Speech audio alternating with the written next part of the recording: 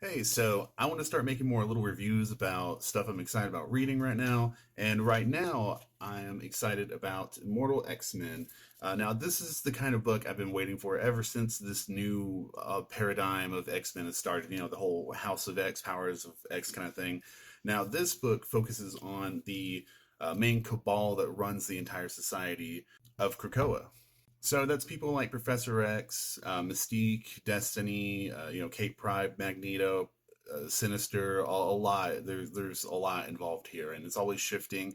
And a lot of the issues tend to focus on a particular character here or there.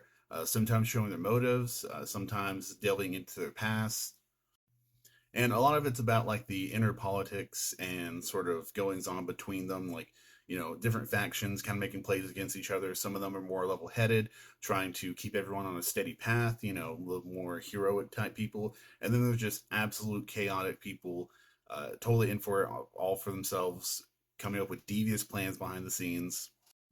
Like, for example, one of my favorite issues is the third issue that focuses on Irene, or Destiny as she's known, and she's Mystique's wife, and she has one of the most complicated relationships with the rest of the council because it was controversial to bring her back because, the higher ups like Professor X and some of the others didn't want someone with precognition, which is her power, to be back and, like, seeing into their plans, messing things up, maybe putting in motives of her own. Like, if when you're forming a society, it's probably not best to have someone who can tell the future.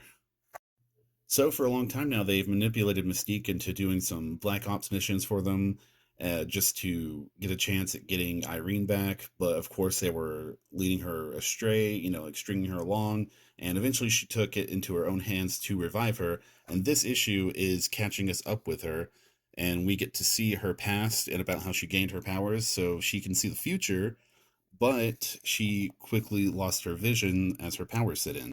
And in this issue, as she's under a psychic attack, we see her history with Mystique and how long it is. These two have been involved for hundreds of years. And her and Mystique's romance is just incredibly tragic. And, I would recommend this issue alone if you don't know anything about X-Men at all. And in another issue, it focuses on Emma Frost, another member of the council, and it goes into her insecurities and how she's dealing with all the drama going on. And she's a psychic, and she can also have diamond skin, but when she has diamond skin, she can't use her psychic powers.